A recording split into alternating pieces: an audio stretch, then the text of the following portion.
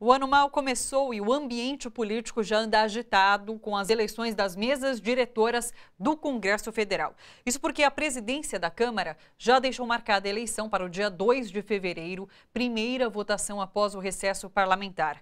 Embora esteja seguindo o rito normal, essa eleição acontece em realidade política marcada pela instabilidade na própria Câmara e entre os poderes legislativo, executivo e judiciário.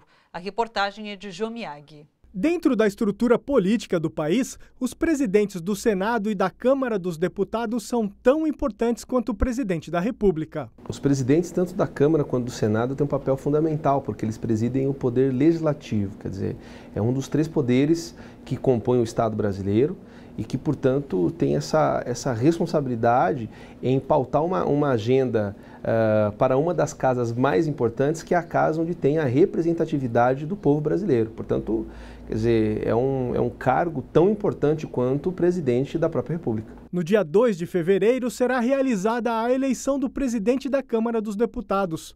Os principais candidatos estão alinhados ao governo Temer.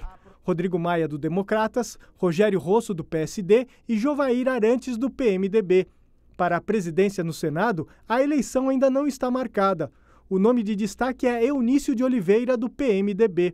Para o professor de Sociologia da Fundação Escola de Sociologia e Política de São Paulo, Paulo Silvino Ribeiro, o problema é que nenhum deles vai defender as pautas de interesse dos trabalhadores.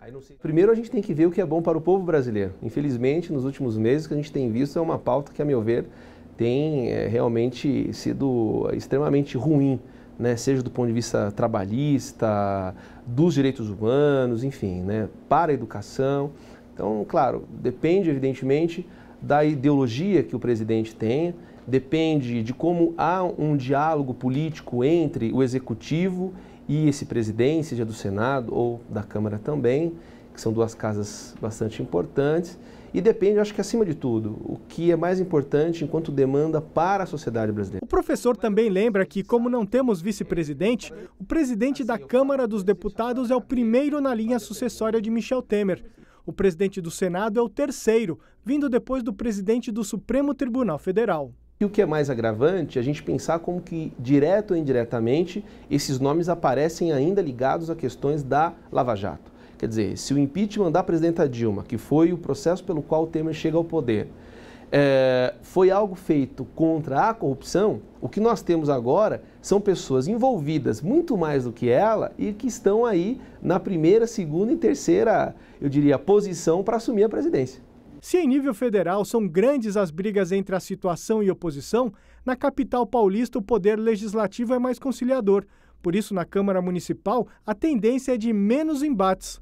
O vereador Milton Leite, do Partido Democratas, aliado do prefeito João Dória, já foi eleito presidente da Câmara.